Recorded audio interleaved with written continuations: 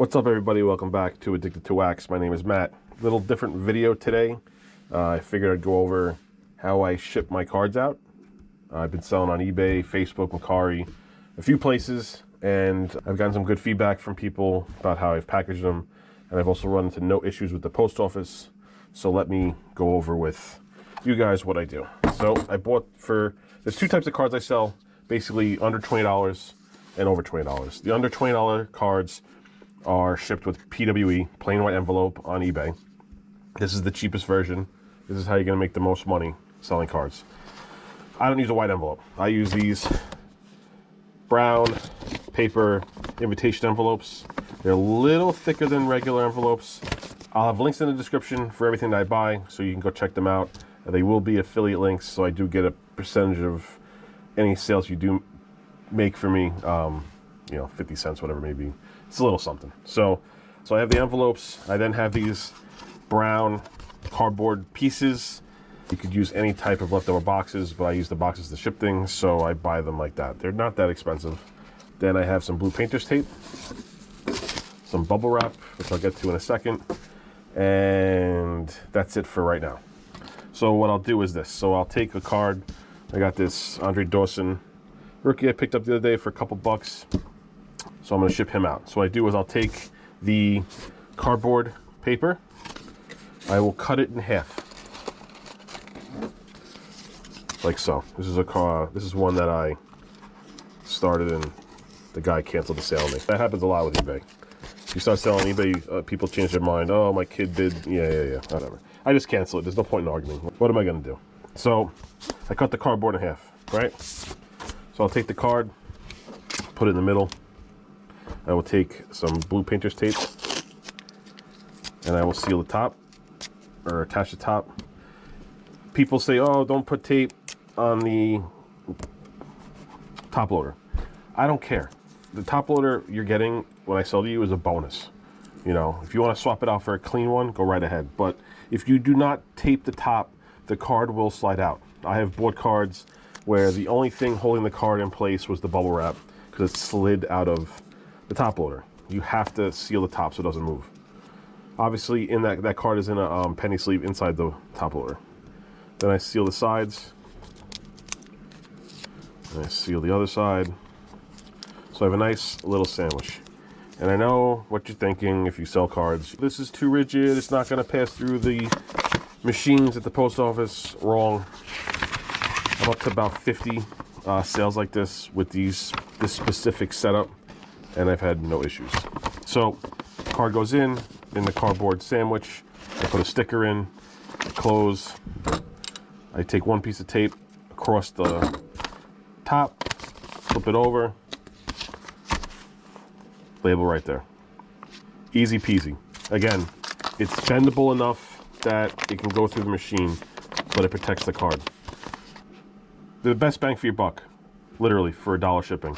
The card will get there every time in pretty good shape. I'm assuming there are obvious instances where it won't get there in good shape, but I've had some pretty good luck, knock on wood, and I will continue to do it the same way. Now, for cards over $20, same process. It goes into a cardboard sandwich, but I have these boxes, right? So they come like this, the typical kind where you gotta fold up the sides, blah, blah, blah, blah, blah. When they're created or made, they look like this. This is a 6x4x1 box, right? So the extra step I do is I have some bubble wrap, right? I take a piece of bubble wrap, place it right here. And because when you're selling cards, money and supplies are everything. The cost of shipping materials eats into your quote-unquote profit.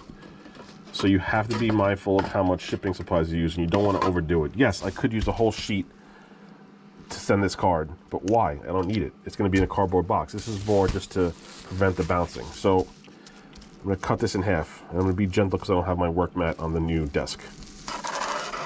Ugh. I'm going to buy that immediately after this video.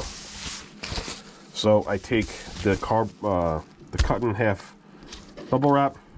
I put the card in the middle, 1, 2. Put it in the box, and then I put a sticker, seal it up.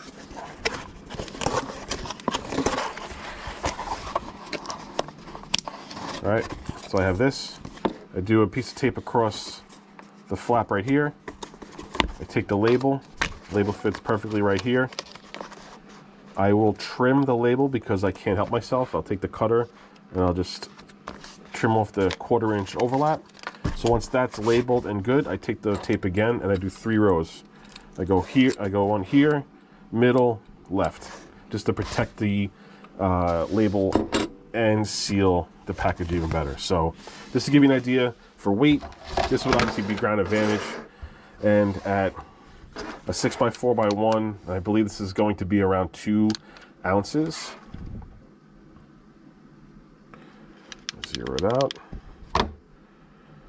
1.6. So if you add a couple more cards in, like let's say I have a stack right here, got another 4, 1, 2, 3, 4 cards in, 1 touches. Wow, it changed to 1.2. What happened here? Not 1.5. If I put on 4 more cards and 1 touches, 3 ounces. So you can get a lot of cards in here under 3 ounces. You know, the shipping weight for ground advantage isn't really too critical. And then just to give you an idea with the plain white envelope version of this, you put everything in. This should be like 1 ounce. Yep, 1 ounce. That's the cheapest rate you're going to get for the plain white envelope. If you can get 1 ounce. Actually, I have 2 stickers in there. That'd be a little less.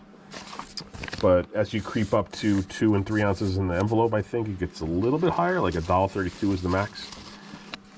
Yeah, so that's it. So you know, I have bubble mailers if I want to mail slabs. I might put the slab in like in a box in the mailer if I really want to go crazy. I have the bigger boxes. These are 6x4x2s. Same concept. But it works for me. And like I said, I have had no complaints from anybody that's bought anything. I've had no damaged cards, knock on wood again. Haven't had anything get stuck or returned to me for insufficient postage. And I think it's a real good compromise to get people that want to buy lower end cards and get them delivered at a reasonable price. Because, you know, it's kind of hard to balance it out. Sending out a $5 card, you want to get charged $5 shipping. It's tough, you know, so I like to combine shipping as much as I can. That's why those 1-inch boxes are good to send up multiple cards, throw them in a team bag, put it in that box, and the story ground advantage.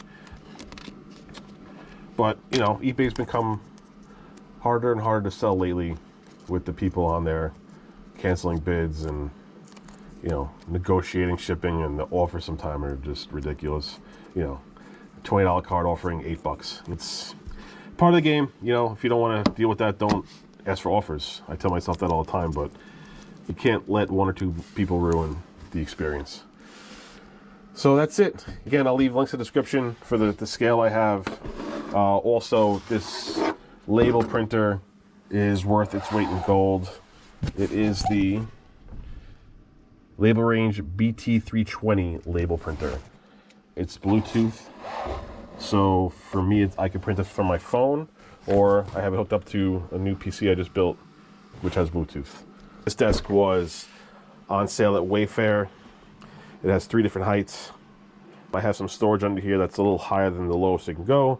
But right now I have it at the highest, I believe. No, this is the highest. I have it 3 presets, and then you go down to the lowest. They'll take it down basically to the top of this storage thing right here. I just got to take the bubble wrap off, so not bad. It was on sale at Wayfair, I think, for $250. I couldn't find a motorized desk like this for under $500 that was good quality. So when I saw it on sale at Wayfair, I think normally it was $350 or even $400, but even at $400 it was still a good price. I'll leave a link in the description for this. Also, if you're interested, it took me about an hour to put together, and it's got a couple plugs in the back. It's got 3 outlets, a USB and a USB-C. And if you want to, I'll put a description in for my Lightbox. This is good before I bought the scanner. I have a Fujitsu 7160, but this Lightbox is a home run for slabbed cards and things like that, and non-sporting cards that I sell. All right, I think that's a good summary of everything I do. If you learned something from the video, please like, subscribe. I appreciate it. Trying to get to that 500 subscriber level. Again, I didn't put in the beginning of the video, but I'm going to add this part chopped in because I keep forgetting to promote it, and it's silly. But the PSA 9, 86 tops rated Barry Bonds rookie. It's selling for about anywhere between $35 and $55 plus shipping.